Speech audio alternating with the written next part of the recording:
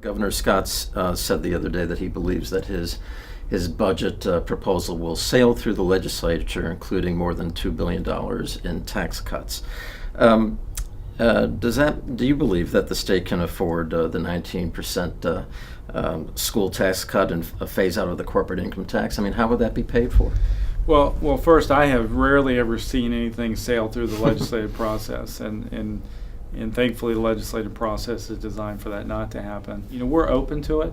The issue may be whether it's the corporate income tax. Do you do a portion of that? Do you look at a little bit of property tax relief? The ultimate goal, though, in my opinion, is going to be, number one, you got to close the budget gap. Of course, there's talk about expanding the pilot programs on Medicaid managed care, making it statewide. Mm-hmm. Is that something that you expect will actually pass the legislature this year? It's a really good question. I do think Medicaid reform, I think all parties involved believe it's going to happen in some capacity. Another way to get at the shortfall is pension reform. Mm-hmm. And Tax Watch proposed doing exactly that. It said that about $300 million a year could be had if there were employee contributions. Is there any appetite for that in the legislature? There is. I do think that there will be a pension reform package. The issue will be to what extent. Pension reform, though, I think it's important to realize, and even with Medicaid to some extent, these are not quick fixes that are going to get us out of the situation today. They're really that long-term situation where you're looking at the savings 2 to 3 years down the road. How about an expansion of casino gambling? I think it's going to be a very, very tough sell. The detriment to our state outweighs any revenue that could potentially be gained, in my opinion, from opening us up to casinos. But the Department of Community Affairs, that's been under fire, as you well know. Do you believe that should survive this next session, and in fact survive over the next several years? I think the Department of Community Affairs is going to change, and it's probably going to change pretty drastically. Has DCA been maligned, though, scapegoated? It's not really a jobs killer, is it?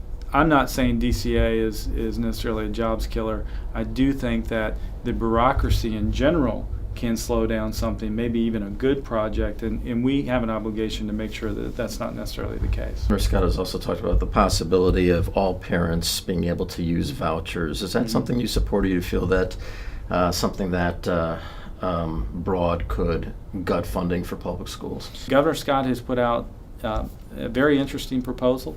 I think there are some of us that are willing to take a hard look at it. Does it have the votes to pass the legislature? I don't know. What about the idea of text messaging? Should there be regulations in that regard? There are so many different views on this. You have some people say, well, let's ban texting just in school speed zones. Well, at some point you're just kind of nibbling around the edges, and to me, I'd rather have a comprehensive policy. The reality is we just haven't gotten there yet. There's just so many different views on it. I don't hear confidence from you on this issue that it's we'll going to be a really pass tough something this year. one. Yeah, I think that one will be a very tough one. What about your ultrasound bill on women seeking an abortion? There are enough pro-life members of the Senate now, and especially in the House, that you probably will see a couple different pro-life issues come forward.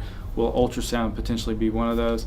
Yeah, I would imagine that would potentially be in play. Will there be a greater debate period than there was last session? I believe that there was plenty of debate. The new federal clean water rules that are being imposed on Florida, Senator Harry has said that he will actually work to stop them from actually happening. Mm-hmm. Is that a possibility? I have not heard the president mention that, and I guess the question would be exactly how you would do that. If there was funding associated with it, I guess you could reject the funding.